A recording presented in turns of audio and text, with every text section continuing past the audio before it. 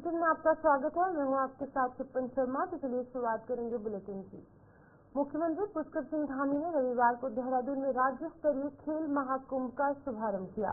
उन्होंने कहा कि राज्य स्तरीय खेल महाकुंभ के पदक विजेता खिलाड़ियों को भी सीधी भर्ती के पदों पर अन्य खिलाड़ियों की तरह 4% आरक्षण का लाभ दिया जाएगा। साथ ही खेल महाकुंभ में जनपद स्तर पर प्रतिभाग करने वाले खिलाड़ियों को भी स्पोर्ट्स किट प्रदान की जाएंगी। इसके साथ ही उन्होंने ओलंपिक में स्कीइंग में प्रतिभाग करने वाले खिलाड़ी अनीशा चौहान को 50 लाख की प्रोत्साहन राशि का चेक प्रदान किया। एथलेटिक्स में 27वीं नेशनल फेडरेशन में स्वर्ण पदक जीतने वाली सोनिया को 2 लाख और 22वें नेशनल फेडरेशन जूनियर में राहुल सरनालिया को स्वर्ण पदक जीतने पर 1 लाख रुपए का प्रोत्साहन राशि का चेक प्रदान किया गया। उन्होंने कहा कि खेल महाकुंभ विशिष्ट आयोजन है। इसमें खिलाड़ियों को ग्राम पंचायत से लेकर ब्लॉक जनपद होते हुए राज्य स्तर तक की प्रतिभा प्रदर्शित करने का मौका मिलता है। इससे राज्य में खेल संस्कृति विकसित करने से मदद मिल रही है। साथ ही खेल महाकुंभ युवाओं में खेलों के प्रति रुचि बढ़ाने के साथ ही अनुशासन और टीम वर्क की भावना विकसित करने में भी योगदान दे रहा है। मुख्यमंत्री ने कहा कि गत वर्ष खेल महाकुंभ में 3.25 लाख से अधिक खिलाड़ियों ने प्रतिभाग किया था और इस बार का आयोजन इस रिकॉर्ड को तोड़ने का काम करेगा। उन्होंने आगे कहा कि इस बार के खेल महाकुंभ में विभिन्न स्तर से विजेता खिलाड़ियों को डीबीटी के माध्यम से 11 करोड़ रुपए से अधिक के पुरस्कार राशि वितरित की जाएगी। इसलिए खिलाड़ी आगे आकर अपनी प्रतिभा प्रदर्शन करें। हमारे प्रदेश के ग्राम स्तर से लेकर राज्य स्तर तक के सभी जो हमारे खिलाड़ी हैं, जो हमारे प्रतिभावान युवा हैं, उन सबको आगे आने का अवसर प्रदान करता है और इसके माध्यम से उनको खेलों के क्षेत्र में खेलने के लिए एक स्थान मिलता है और नीचे से लेकर ऊपर तक सिलेक्शन होता है। आने वाले समय में इसी खेल महाकुंभ से निकलकर हमारे ये खिलाड़ी विभिन्न प्रतियोगिताओं में राष्ट्रीय स्तर पर, अंतर्राष्ट्रीय स्तर पर भाग लेते हैं और हमारा भी ये प्राथमिकता है। हम नई खेल नीति लाए हैं, बहुत सारी योजनाएं हम लेकर आए हैं जिससे कि हमारे राज्य के सामान्य परिवार में पैदा हुए बेटे और बेटियों को भी खेल के क्षेत्र में आगे आने का अवसर मिले। वो सारे हम प्रावधान कर रहे हैं जिसकी आवश्यकता है और जहाँ जहाँ भी हमको लगता है कि हमारे खिलाड़ियों को आवश्यकता है और इस वर्ष हमारे यहाँ पर राष्ट्रीय खेलों का आयोजन हो रहा है जो निश्चित रूप से हमारे राज्य के खिलाड़ियों के लिए एक बहुत बड़ा अवसर होगा, उनका एक बड़ा एक्सपोजर होगा और उसके आयोजन के लिए भी हम सब लगे हुए हैं। मैं इस अवसर पर आए हुए सभी खिलाड़ियों को, पूरे प्रदेश भर के हमारी युवा शक्ति को सबको बधाई देता हूँ, शुभकामनाएं देता हूँ। खेल विभाग को भी बहुत उनका भी धन्यवाद करता हूँ कि ये आयोजन प्रत्येक वर्ष बड़ा अच्छा होता है और इसमें पिछले वर्ष लगभग 3.25 लाख से भी ज़्यादा खिलाड़ियों ने ग्राम स्तर से लेकर राज्य स्तर तक प्रतिभाग किया था और इस वर्ष ये आंकड़ा उससे भी बढ़कर होगा। राष्ट्रीय खेलों को लेकर के भी आप सामने टीमों पर बोलने जा रहे हैं? नहीं, राष्ट्रीय खेलों में जो पदक विजेताओं के लिए जो धनराशि नियत है और पदक जीतने पर राज्य के खिलाड़ियों को उतनी ही धनराशि राज्य की तरफ से भी प्रदान की जाएगी और इसके पीछे हेतु है कि हमारे खिलाड़ी अच्छा प्रदर्शन करें और हमारी देवभूमि खेल भूमि के रूप में भी आगे। बलभद्र खलंगा विकास समिति द्वारा 50वें स्वर्ण जयंती खलंगा मेला आयोजन किया गया जिसमें की बतौर मुख्य अतिथि सूबे के मुख्यमंत्री पुष्कर सिंह धामी ने शिरकत की। बता दें कि ये मेला हर वर्ष 1814 में हुए एंग्लो गोरखा युद्ध के वीर सपूतों के सम्मान में आयोजित किया जाता है। मेले के दौरान मुख्यमंत्री ने मेले के आयोजन के लिए 5 लाख रुपए की धनराशि आवंटित करने की घोषणा भी की, जिसके लिए गोरखा समिति द्वारा मुख्यमंत्री और राज्य सरकार को धन्यवाद भी प्रेषित किया गया।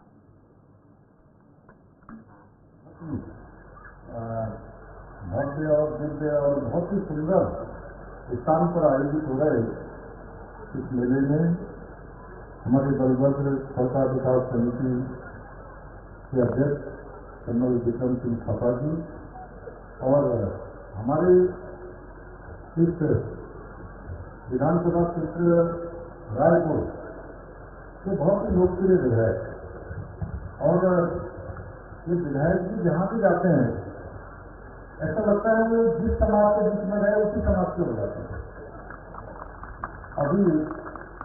अभी मुझे जब कह रहे थे फिर अचार खाओ, फिर चटनी खाओ, तो ऐसे हमारे बहुत लोकप्रिय और हर दिन अजीब विधायक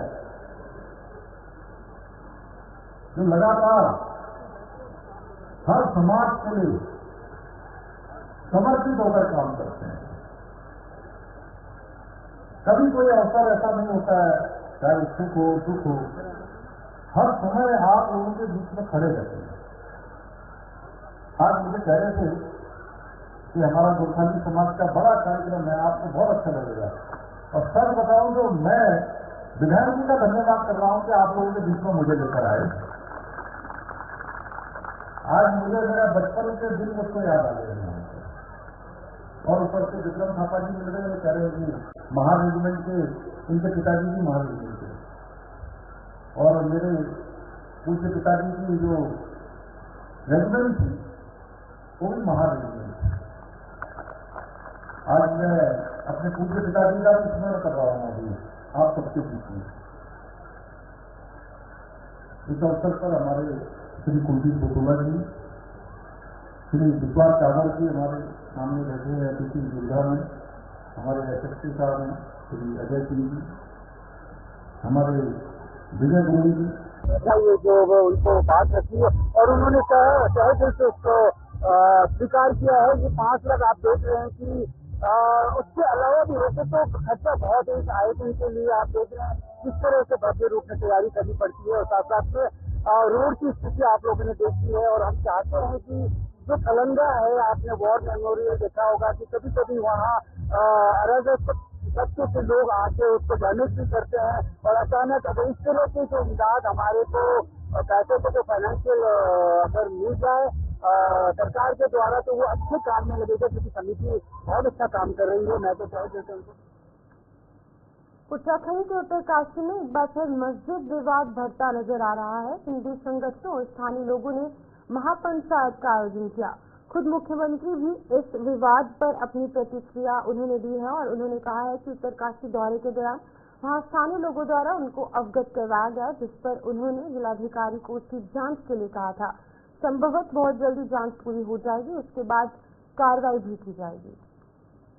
देखिए, शुरुआत के दिनों में जब मैं उत्तरकाशी गया था तो मुझे अनेक सामाजिक संगठनों के लोगों ने अपने ज्ञापन दिए थे और अपनी कुछ आशंकाएं व्यक्त की थी।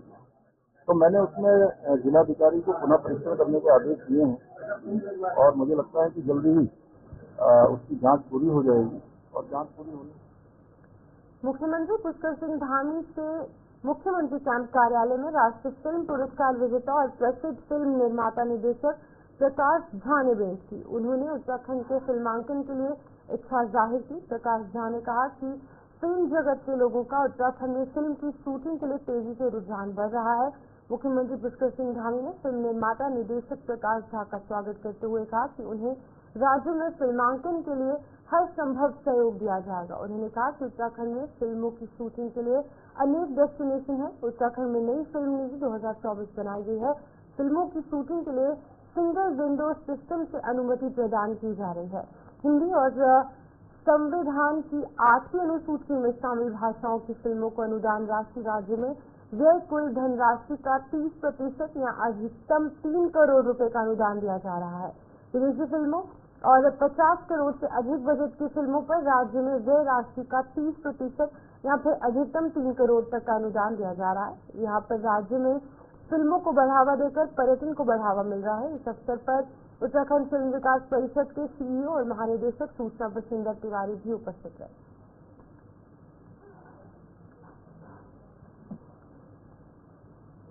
Public relation society of India के राष्ट्रीय अध्यक्ष डॉक्टर अजीत पाठक ने सूचना महानिदेशक बसिंदर तिवारी से शिष्टाचार भेंट कर PRSI के रायपुर छत्तीसगढ़ में होने जा रही नेशनल कॉन्फ्रेंस के लिए आमंत्रित किया।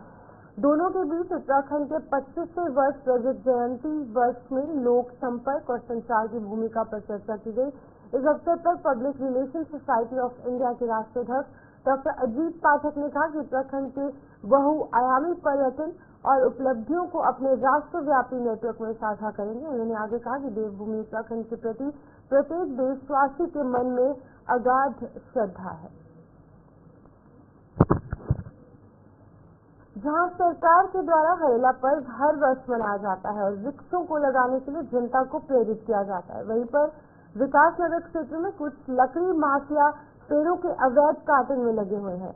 ये मामला विकास नगर क्षेत्र के ग्राम जमान खाता जमुनीपुर मार्ग का है। आपको बता दें कि विकास नगर में आज दिन आम के हरे भरे पेड़ों पर आरिया दिन दिहाड़े चलाई जा रही है और उद्यान विभाग इस पर चुप्पी साधे बैठा है। वहीं आने वाले समय में विकास नगर पछुआ दून क्षेत्र से सभी पेड़ पौधे गायब हो जाएंगे, जिसका असर पर्यावरण पर सीधे तौर पर पड़ेगा। फलदार वृक्षों को काटने से इस क्षेत्र में फल के पेड़ नहीं दिखाई देंगे। तो आपको बता दें कि एक बार फिर से अवैध पेड़ों की कटाई का मामला सामने आया है, जहां पर कि प्रशासन कहीं ना कहीं मूक दर्शक बना देख रहा है और कोई भी कड़ा संज्ञान, कड़ा कदम नहीं उठाया जा रहा। तो हमारे साथ इस खबर पर अपडेट करने के लिए अनिल दुबे ज्वाइन कर चुके हैं हमारे संवाददाता, उनसे जानने की कोशिश करेंगे। अनिल, बताइएगा क्या है ये पूरा मामला, जहाँ पर कई जो फलदार पेड़ हैं, आम के पेड़ हैं, वो अवैध तरीके से काट दिए गए हैं। शिवम शर्मा जी, जैसे बता दें कि ये विकास नगर के जमनीपुर जमन खाता गांव का मामला है, जहां पर कि आम के हरे भरे कई वृक्षों को काट दिया गया है। वहीं इसमें उद्यान विभाग के द्वारा भी कोई उचित ठोस कार्रवाई नहीं की जा रही है। ऐसे मामले कई बार प्रकाश में देखने को आते हैं कि क्षेत्र से आम के हरे भरे पेड़ों को और लीची के फलदार पेड़ों को काटने का काम किया जा रहा है। अनिल, ये पहला मामला नहीं है उत्तराखंड में, पहले भी इस तरीके के काफी सारे मामले निकलकर सामने आए, लेकिन क्या कुछ लगता है एक प्रॉपर रणनीति बनाने की जरूरत है वन विभाग को? और दूसरी बात ये भी है कि यहाँ पर वन विभाग के कुछ कर्मचारी जो कि कहीं ना कहीं शरारती तत्व है, वो भी इन लोगों के साथ मिले हुए पाए जाते हैं, जिसकी वजह से वन विभाग के जो आला अधिकारी है वो इस पर संज्ञान लेने में कहीं ना कहीं चुप्पी साधते नजर आते हैं। ठीक, जैसे कि बता दें कि इसमें वन विभाग और उद्यान विभाग को कुछ ऐसी रणनीति बनाई जानी चाहिए कि जिससे कि आम के या और जो वृक्ष हैं, फलदार वृक्ष हैं, जैसे बेशकीमती पेड़ हैं, जिनको ये वन माफिया या लकड़ी माफिया जो काट देते हैं, इन पर कठोर कार्रवाई की जा सके, जिससे कि ये पेड़ों का अवैध कटान न कर सकें। अनिल, जहाँ पर एक पेड़ माँ के नाम जैसे जो स्कीम्स है, जो एक नारा है, वो सेंट्रल गवर्नमेंट द्वारा प्रधानमंत्री नरेंद्र मोदी द्वारा दिया जाता है, हरेला पर्व उत्तराखंड में मनाया जाता है, इस तरीके से जो काम करने की जरूरत है, लेकिन यहाँ पर उत्तराखंड में इस तरीके से पेड़ों की कटाई हो रही, क्या कुछ संदेश जाएगा बाकी राज्यों में? जैसे कि बता दें कि हरेला पर्व हर वर्ष मनाया जाता है और प्रधानमंत्री नरेंद्र मोदी जी का कहना है कि एक वृक्ष अपनी माँ के नाम लगाएं, लेकिन वृक्षों को लगाया तो जाता है, उनकी देखरेख भी नहीं की जाती है और जो वृक्ष लगे हुए हैं उनका कटान अवैध तरीके से जारी है, जिस पर कि सरकार को भी संज्ञान लेना चाहिए और विभागों को भी इसमें संज्ञान लेना चाहिए कि इस तरह से अवैध कटान न हो। अनिल, क्या कुछ लगता है एक ठोस कदम उठाने की किस तरीके से जरूरत है? और दूसरी बात ये कि आपको क्या लगता है कि वन विभाग के कुछ कर्मचारी इसमें सम्मिलित होते हैं? जी, जैसे कि बता दें कि इसमें वन विभाग के कर्मचारी हों या उद्यान विभाग के कर्मचारी हों, अधिकारी हों, सबकी मिली भगत से ही इस तरह के कृत्य किए जाते हैं, जो कि ये लकड़ी माफिया जो पेड़ को काटते हैं, ये इनकी मिली भगत से ही चलता है, विभाग के अधिकारी भी। ठीक है अनिल, बहुत बहुत शुक्रिया तमाम जानकारी देने के लिए। अनिल दुबे विकास नगर से अपडेट कर रहे थे, जहाँ पर की एक खबर सामने आई है। एक बार फिर से कई आम के पेड़ जो हैं वो काट दिए गए हैं और सीधे तौर पर वन विभाग के जो अधिकारी हैं मूक दर्शक बने देते हैं, कोई भी कड़े जो कदम है वो नहीं उठाए जा रहे। आगे बढ़ेंगे। पूर्व कैबिनेट मंत्री और वरिष्ठ कांग्रेसी नेता नव प्रभात ने जिला पंचायत अध्यक्षों को प्रशासक नियुक्त किए जाने पर बड़े सवाल खड़े किए हैं। उनका कहना है कि सरकार ये कदम विधि सम्मत नहीं है, इससे संविधान के तहत किए गए प्रावधानों का उल्लंघन हो रहा है। उनका कहना है कि राज्य सरकार ने ये कार्य पंचायत के बड़े भारी भरकम बजट को खुद करने के लिए किया है। सरकार को अपना ये फैसला वापस लेना चाहिए। उन्होंने सरकार के इस कदम को पंचायत एक्ट के खिलाफ बताया। जिला पंचायत अध्यक्षों को प्रशासक के रूप में जो एक्सटेंशन प्रदान किया है, मेरा ये कहना है कि वो ना संविधान की व्यवस्थाओं के अनुकूल है, ना वो राज्य के पंचायती राज अधिनियम के अनुकूल है, ना वो हमारी परंपराओं के अनुकूल है। और ऐसी परिस्थिति में जब पंचायती राज के चुनाव की प्रक्रिया शुरू हो चुकी हो, इस प्रकार से राजनीतिक व्यक्तियों को प्रशासक नियुक्त किया जाना पूरी तरह से लोकतंत्र, संविधान की व्यवस्थाओं को खंडित करता है और राज्य सरकार को अपना ये आदेश वापस लेना चाहिए।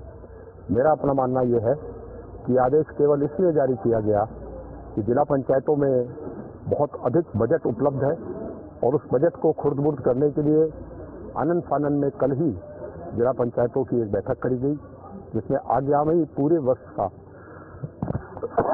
बजट और योजनाएं इन्होंने पारित की। मैं इस कदम का जो राज्य सरकार ने उठाया है इसको विधिक नहीं मानता और इसको नैसर्गिक न्याय के खिलाफ ही मानता हूं, क्योंकि जब आप नगर निकायों में काम कर रहे थे तब आपने नगर निकायों के अध्यक्षों को जो सीधे जनता से चुने गए हैं ये संरक्षण प्रदान नहीं किया। जब आप पंचायतों के प्रशासक नियुक्त कर रहे थे तब आपने जनता से चुने हुए प्रधानों को भी ये संरक्षण प्रदान नहीं किया। और जब आप क्षेत्र पंचायतों के ऊपर काम कर रहे थे तो आपने क्षेत्र पंचायत के अध्यक्षों को भी ये संरक्षण प्रदान नहीं किया। केवल जिला पंचायत के अध्यक्षों को ये संरक्षण प्रदान करना इनकी दोहरी नीति दिखाता है और ये भी दिखाता है कि इनकी मंशा साफ नहीं है और विधि अनुकूल नहीं। उत्तराखंड में निकाय के बाद अब पंचायतों के चुनाव भी टल गए हैं। बता दें कि त्रिस्तरीय पंचायत व्यवस्था में केवल जिला पंचायत अध्यक्षों को प्रशासक बनाए जाने पर कांग्रेस ने कड़ी आपत्ति जताई। कांग्रेस जिलाध्यक्ष भूपेंद्र सिंह भूट ने कहा कि सत्तारूढ़ भारतीय जनता पार्टी सरकार पूरी तरीके से तानाशाही पर उतर आई है। उन्होंने आरोप लगाते हुए कहा कि भारतीय जनता पार्टी ने अपने लोगों को फायदा दिलाने के लिए निवर्तमान जिला पंचायत अध्यक्षों को प्रशासक नियुक्त करने का फैसला किया। भाजपा सरकार पर लोकतंत्र की हत्या करने के आरोप लगाते हुए उन्होंने कहा कि सरकार त्रिस्तरीय पंचायत चुनावों को लगातार टालने का काम कर रही है। भारतीय जनता पार्टी को हार का दर्द सताने लगा है। कांग्रेस भाजपा को चुनाव में उतरने का खुला चैलेंज करती है। बड़े दुख का विषय है, आज भारतीय जनता पार्टी की सरकार जो है चुनाव से भाग रही है। आज ना उनके द्वारा नगर निकाय के चुनाव कराए जा रहे हैं, ना ग्राम प्रधानों के चुनाव कराए जा रहे हैं, ना क्षेत्र पंचायत सदस्य के चुनाव कराए जा रहे हैं। आज भारतीय जनता पार्टी जो है डर के मारे जो है चुनाव में नहीं आना चाह रही है। कांग्रेस जो है खुला चैलेंज करती है कि आज आओ और आप चुनाव कराओ, और कांग्रेस जो है चुनाव के लिए तैयार बैठी हुई है। और आज जिस तरह आप देख रहे हैं कि क्षेत्र पंचायत सदस्य के कार्यकाल समाप्त होने के पश्चात ना ही उनको प्रशासक के रूप में बैठाया गया, न प्रमुखों को कार्यकाल को जो हमारे ब्लॉक प्रमुख थे ना ही उनको प्रशासक के रूप में तैनात किया गया। लेकिन भारतीय जनता पार्टी ने जो है जो जिला पंचायत के जो उनके निवर्तमान जो अध्यक्ष है, जिनकी जो है लगभग 12 में से जो 10 जो है भारतीय जनता पार्टी के जो निवर्तमान जिला पंचायत के अध्यक्ष है, उनको प्रशासक के रूप में तैनात करने का काम जो है भारतीय जनता पार्टी की सरकार के द्वारा किया गया, जो कि बहुत बड़ा भेदभाव ग्राम प्रधान और ब्लॉक प्रमुख और जिला पंचायत सदस्यों के साथ हुआ है, जिसकी पर कांग्रेस जो है। एसएनडी गढ़वाल वीवी में कुलपति का पद रिक्त होने से अव्यवस्थाएं हावी हो रही हैं। गढ़वाल वीवी की प्रशासनिक व्यवस्थाएं कार्यवाहक अधिकारियों के भरोसे चल रही है, जिस कारण सभी प्रशासनिक कार्यों में दिक्कतें आ रही है। कुल सचिव पद पर भी स्थायी नियुक्ति न होने से सभी दैनिक कार्यवाहक कुल सचिव की ओर से किए जा रहे हैं, जबकि वो नीतिगत निर्णय नहीं ले पा रहे हैं। 1 नवंबर से अब तक 500 से ज्यादा छात्रों ने डिग्री के लिए आवेदन किया है, लेकिन छात्रों को डिग्री नहीं मिल पा रही। गढ़वाल वीवी के संबंध कॉलेजों समेत वीवी के परिसरों के पास हुए छात्रों को परेशानी का सामना करना पड़ रहा है। छात्र बीते 26 दिनों से डिग्री मिलने का इंतजार कर रहे हैं। वीवी के कुलपति का पद रिक्त होने के कारण डिग्री अनुभाग में छात्रों के आवेदन पत्रों को यहाँ पर देखते हुए वहाँ पर ढेर लग चुका है। इधर दूर दराज से डिग्री निकालने के लिए आने वाले छात्रों को निराश होकर वापस लौटना पड़ रहा है, जिससे कि गुस्साए छात्रों ने आज कुल सचिव कार्यालय का घेराव कर आक्रोश जाहिर किया। गढ़वाल केंद्रीय विश्वविद्यालय की कुलपति का जो कार्यकाल था वो 1 तारीख को समाप्त हो चुका था और आज 1 महीना समाप्त होने को है। गढ़वाल केंद्रीय विश्वविद्यालय में ना ही कोई कुलपति है और ना ही अभी भी जो रजिस्ट्रार हैं वो कार्यवाहक हैं। चाहे एग्जाम कंट्रोलर की बात करें, सारे कार्यवाहक हैं और विश्वविद्यालय 1 महीने से बिना कुलपति के चल रहा है। और मेरी एक जो हम जांच चाहते हैं कुलपति के खिलाफ, कुलपति मैडम 1 तारीख को रिटायरमेंट होने के बाद 4 तारीख को दोबारा अपने ऑफिस में आती है और उसके बाद कई कागजों पर साइन किए हैं और ये कैसे हो सकता है संभव? इन पर जांच की जाए और पुरजोर तरीके से हम इसका विरोध भी करते हैं। और जब तक नया कुलपति नहीं आ जाता है, विश्वविद्यालय के कुल सचिव को भी हम उनके कार्यालय में नहीं बैठने देंगे। देखिए, आज घेराव इस बात को लेकर है कि 1 माह होने वाला है और गढ़वाल विश्वविद्यालय में कुलपति का पद अभी तक रिक्त है और लगातार वार्ता के बाद, छात्रों की बातचीत के बाद अभी भी 1 माह के भीतर रजिस्ट्रार साहब ये कह रहे हैं कि हमारे पास कोई निर्देश नहीं है। तो बिना निर्देश के कैसे यूनिवर्सिटी चलेगी जब कुलपति नहीं है? छात्रों के तमाम काम, डिग्रियां पढ़नी है और किसी को स्पोर्ट्स में जाना है, तमाम फाइलें गढ़वाल विश्वविद्यालय की ऐसी अटकी पड़ी हैं जो छात्रों से संबंधित है और छात्रों के प्रत्येक काम रुके पड़े हैं। इसके विरोध में आज हम लोग यहाँ पर घेराव में हैं। आप जानते हैं कि गढ़वाल विश्वविद्यालय में तमाम पद रिक्त हैं, कई कार्यवाहक उनको चला रहे हैं। इस प्रकार से यूनिवर्सिटी नहीं चलने वाली, इसी के विरोध में आज घेराव है। जी बिल्कुल, इस बार जो दीक्षांत समारोह होता था वो भी नहीं हो पा रहा है। हमारा जो वार्षिकोत्सव है, इन सभी चीजों की डेट को लेकर कहीं न कहीं असमंजस है। छात्र विवाद में है कि किस प्रकार ये चीजें होंगी, क्योंकि छात्रों की डिग्रियां सही नहीं हो पा रही हैं। तो इस प्रकार कैसे दीक्षांत समारोह होगा और किस प्रकार छात्र, हमारी जो गोल्डन जुबली होती है या सिल्वर जुबली होती है, जो चीजें भी होती है, वार्षिकोत्सव होता है, इन सभी में कहीं न कहीं रुकावट। लक्सर के जमदंगिनी पब्लिक स्कूल में वार्षिकोत्सव कार्यक्रम का आयोजन किया गया, जिसमें पूर्व मुख्यमंत्री डॉक्टर रमेश पोखरियाल निशंक ने मुख्य अतिथि के रूप में यहाँ पर शिरकत की। कार्यक्रम की शुरुआत गणेश वंदना के साथ दीप प्रज्वलित कर की गई, जहाँ वार्षिकोत्सव समारोह में स्कूली छात्रों ने स्टेज पर देशभक्ति गीत, भारत की उन्नति, संस्कृति के साथ पर्यावरण को शुद्ध रखने जैसी प्रस्तुति देकर सभी का मन मोह लिया। इस मौके पर पूर्व मुख्यमंत्री डॉक्टर रमेश पोखरियाल ने बच्चों के उज्जवल भविष्य के लिए कामना करते हुए सभी को बधाई दी। वहीं उन्होंने कहा कि शिक्षक एक ऐसा आधार है, अगर वो मजबूत है तो न केवल वो परिवार मजबूत होता है बल्कि समाज के साथ साथ देश भी मजबूत होता है। उन्होंने कहा कि देश आज प्रधानमंत्री नरेंद्र मोदी के नेतृत्व में नई शिक्षा नीति के साथ आगे बढ़ रहा है।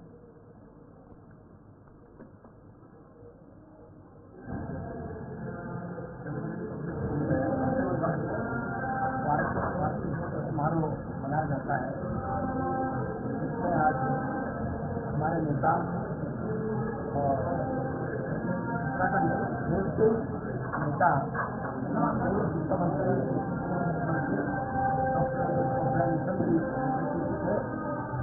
और पूरे अभिभावक और नक्सल तेलंगाना में सभी उपस्थित है।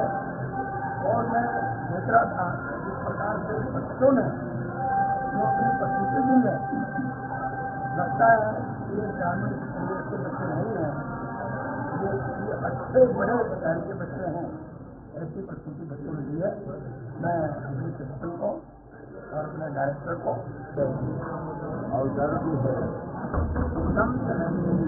पब्लिक स्कूल अपना बहुत महत्वपूर्ण स्थान शैक्षणिक क्षेत्र में, सांस्कृतिक क्षेत्र में और विभिन्न गतिविधियों के क्षेत्र में, जिसने अपने कुछ शिक्षा तक पहुँचाने का काम किया है। ऐसे पब्लिक स्कूल जमदंगिनी पब्लिक स्कूल में आकर के उनके बहुत खुशी है और उनके वार्षिकोत्सव के अवसर पर बहुत सारे छात्र छात्रों को यहाँ पर सम्मान देने का काम भी हुआ है, जिन्होंने विद्यालय का भी, इस लक्सर का भी, हरिद्वार का भी और उत्तराखंड का भी गौरव बढ़ाया है। मैं समझता हूँ शिक्षा एक ऐसा आधार है, यदि वो सशक्त है, मजबूत है, तो न केवल वो परिवार मजबूत होता है बल्कि समाज भी मजबूत होता है, देश भी मजबूत होता है और मानवता भी मजबूत होती है। और मुझे इस बात की भी खुशी है कि एनईपी 2020 नई शिक्षा नीति जो भारत की बनाई है और ईश्वर की कृपा से देश के प्रधानमंत्री मोदी जी के आशीर्वाद से उस शिक्षा नीति को अंतिम रूप देने का आज जो मुझे अवसर मिला है। तो चलिए उत्तराखंड बुलेटिन में इतना ही। मुझे दीजिए इजाजत और आप बने रहिए गुलिस्तान न्यूज के साथ।